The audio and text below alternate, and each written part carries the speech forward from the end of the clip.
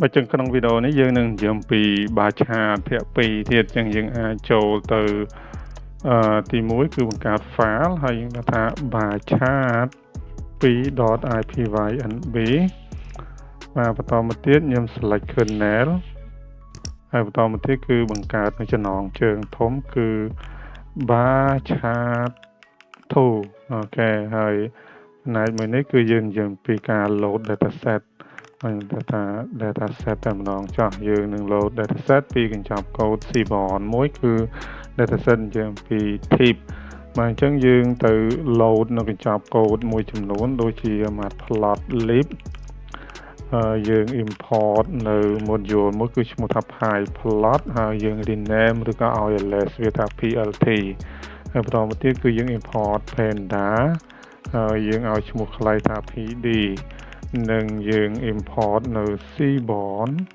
ហើយឲ្យឈ្មោះខ្លីថា sns ហើយបន្តមក data frame របស់យើងគឺស្មើ sns.load data set ដែលមានឈ្មោះថា type អូខេបន្តមកយើងមើល10ជួរដំបូងគឺមានទម្រង់បែបនេះបាទអញ្ចឹងឥឡូវយើងនឹងនិយាយអំពីតាម page ហើយនឹងអ្នកជួបបរិយតើភ្ញៀវដែលចូលមកក្នុងហាងរបស់គេដែលធ្វើ stat នេះគឺតាម page ហើយនឹងជួបបរិយមានប្រមាណអ្នកបាទអញ្ចឹងគឺយើងអាចនិយាយដោយប្រើកញ្ចប់កូដយើងអាចនិយាយពី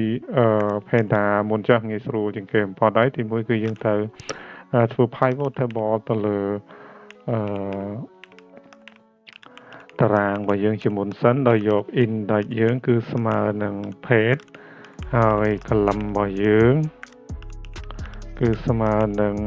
smoker ឬក៏ odd ហ្នឹងហើយបន្តមកទៀតគឺ value របស់យើងគឺស្មើនឹង type ហើយបន្តមកទៀតគឺ aggregation function របស់យើងគឺស្មើនឹងយើងយក account មួយបានហើយនេះគឺ obso ស្មើ true ដើម្បី suppress នៅ warning នៃ duplication code របស់យើងមកអញ្ចឹងឥឡូវយើងមើលតារាងទាំងមូលនេះសិនគឺមានលំនាំគំរូបែបនេះបើយើងគិតតាម page ហើយនឹងតាមអ្នកជួបបរិយអ្នកដែលជា page ប្រុសហើយជួបបរិយមានចំនួន60នាក់ហើយ page ប្រុសដែលមិនជួបបរិយមាន97នាក់អានេះយើងគិតក្នុងចំណោមភ្ញៀវដែលចូលនៅក្នុងហាងនេះពីកំឡុងពេលមួយទៅកំឡុងពេលមួយតែប៉ុណ្ណោះបាទនេះគឺដូចគ្នាដែរអញ្ចឹងឥឡូវយើងអាចធ្វើការ plot ដោយសារតែខាងផ្នែក panda គឺយើងអាច plot direct បន្ទាប់ពី object ដែលជាប្រភេទ data frame នេះតែម្ដងគឺយើងអាចប្រើ dot plot ហើយខាងរបស់យើងគឺស្មើនឹង bar អូខេតោះឥឡូវយើងសាក plot ទាំងអស់គ្នាមកនេះឃើញចេញជា result ហើយបាទនេះគឺ male and female នេះគឺពណ៌ខៀវជក់បរិយពណ៌ទឹកក្រូចនេះគឺមិនជក់បរិយអូខេនេះគឺតាម page ហើយនេះគឺ count ចឹងយើងអាចបដូរនៅ title ទីសិនគឺខ្ញុំថាស្មើនឹង count by smoker អូខេមិនណាចាស់អូខេហើយខាងផ្នែក x label របស់យើងគឺត្រូវហើយx label យើងគឺស្មើបែបនេះហើយ y label របស់យើងគឺខ្ញុំបដូរទៅជា count វិញទម្រង់បែបនេះចាណាអញ្ចឹងគឺសមល្មមមកអញ្ចឹងគឺ weight នេះយើងប្រើពាក្យថា by ចាណាអូខេតោះចឹងនេះគឺលំនាំគំរូរបស់យើងអូខេនេះគឺយើងអាចដាក់អក្សរធំបានដោយសារតែវាជាអត្ថបទធម្មតាមិនមែនជា variable យើងទេអូខេវាមានទម្រង់បែបនេះចឹងឥឡូវយើងអាចអនុវត្តជាមួយគ្នាជាមួយនឹង day and time អញ្ចឹងគឺជាងទី1គឺយើងត្រូវ pivot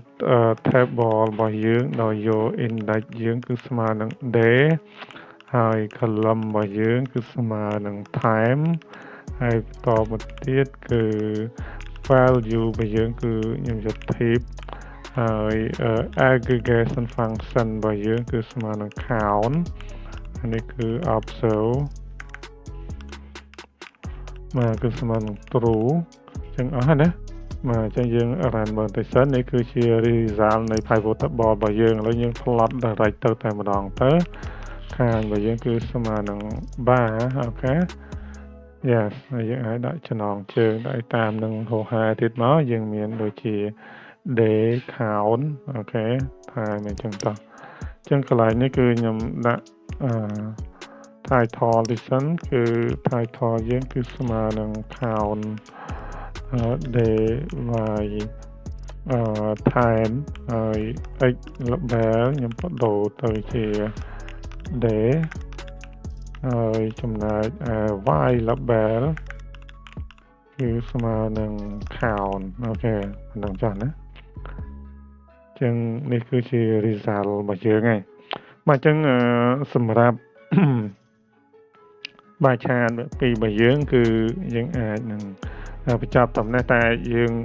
ក៏អាចធ្វើបានដូចគ្នាដែរបើសិនបើយើងប្រើ Seaborn តែ Matplotlib ខាងដើមហ្នឹងគឺពិបាកបន្តិចអូខេតែឥឡូវខ្ញុំលើកពី Seaborn មកមួយទៀត Seaborn គឺ interface វាងាយស្រួលបំផុតយើងចេញពី data frame ហើយនេះគឺទាក់ទងជាមួយនឹង bar chart អញ្ចឹងយើងជាប្រភេទ count plot អូខេយើងឲ្យ data គឺស្មើនឹង data frame របស់យើងហ្នឹងហើយ x របស់យើងគឺស្មើនឹង day តមកទៅយើងប្រើ color ឬក៏ hue របស់យើងហ្នឹងគឺស្មើនឹង time បាទអញ្ចឹងងាយស្រួលបំផុតហើយយើងប្រើតាមបន្ទាត់នឹងអប់មានបញ្ហាអីគេ wait count plot data frame has no attribute count plot សំដៅមិនចេញពីហ្នឹងគឺ snr .count plot ហើយនេះគឺ data យើងបញ្ចូល data frame តាមជា data parameter របស់យើងអូខេសម្រាប់ x y គឺមានហើយស្រេចចំណាប់ចំណងជើងយើងអាចប្រើ back end របស់យើងគឺ pie plot ចេញពីកញ្ចប់កូដ matplotlib ហ្នឹងអញ្ចឹងអាចដាក់ថា title ហើយនេះគឺ label របស់យើងគឺស្មើនឹងបាទ count day នេះគឺ by time តែប៉ុណ្្នឹងគ្រប់គ្រាន់ទេព្រោះខាងផ្នែក x label និង y label គឺមាន automatic ទេតែបើយើងចង់ធ្វើការផ្លាស់ប្ដូរមក d ធំឬក៏ c ធំនេះវិញអានេះគឺយើងធ្វើដូចមុនចឹងមកគឺ plt.x label ហើយ x label របស់យើងគឺស្មើនឹង day នេះគឺដូចគ្នាដែរគឺ plt.y label នេះគឺ y label គឺស្មើនឹង time សំដៅ count ជំនួសវិញបាទអូខេអញ្ចឹងគឺយើងអាចប្រើ pie plot ជំនួយបានដោយសារតែកញ្ចប់កូដ Seaborn ហ្នឹងគឺសាងសង់ឡើងចេញពី Matplotlib ហ្នឹងទេឬយើងជាភាសាបច្ចេកទេសថា build on top pie plot ដែលជា module មួយរបស់ Matplotlib តែប៉ុណ្ណោះបាទអញ្ចឹងគឺខាងក្រោយរបស់វាគឺយើងប្រើ Matplotlib នឹងដដែលបាទអញ្ចឹងឥឡូវគឺក្នុងនេះយើងអាច interpret បានហើយដូចទីហោតានៅក្នុងថ្ងៃពហុនេះគឺអ្នកឬក៏ភ្ញៀវចូលហ្នឹងគឺចូលតែពេលថ្ងៃត្រង់ទេពេលល្ងាចបន្តិចមួយទេសម្រាប់ថ្ងៃសុក្រគឺចូលទាំងពីរពេលហើយថ្ងៃរសៀលដូចជាចង់ច្រើនជាងពេលថ្ងៃផងអូខេហើយម្យ៉ាងទៀតថ្ងៃសុក្រនេះរៀងដូចជាតិចអ្នកដែរទេបើយើងសរុបបញ្ចូលគ្នាតិចទេនេះរៀងក្អែលផងបាទហើយនេះគឺរៀងច្រើនក៏ប៉ុន្តែគឺយើងមានតែពេលល្ងាចទេថ្ងៃទឹករៀងថយចង់តិចព្រោះចិត្តដល់ថ្ងៃធ្វើការវិញណាmake sense គួរតែថ្ងៃសុក្រដែលថាត្រូវចូលច្រើនព្រោះថ្ងៃសៅរ៍ថ្ងៃទឹកសម្រាប់តែគេលើនៅក្នុងតំបន់នេះថាថ្ងៃសៅរ៍គេនៅធ្វើការមួយថ្ងៃទៀតអញ្ចឹង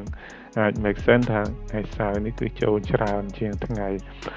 ប្រកដីព្រោះថ្ងៃសៅរ៍ថ្ងៃទឹកជាថ្ងៃសម្រាប់ជាទូទៅហើយណាអូខេអញ្ចឹងគឺខ្ញុំបញ្ចប់វីដេអូនេះត្រឹមប៉ុណ្ណឹងចា៎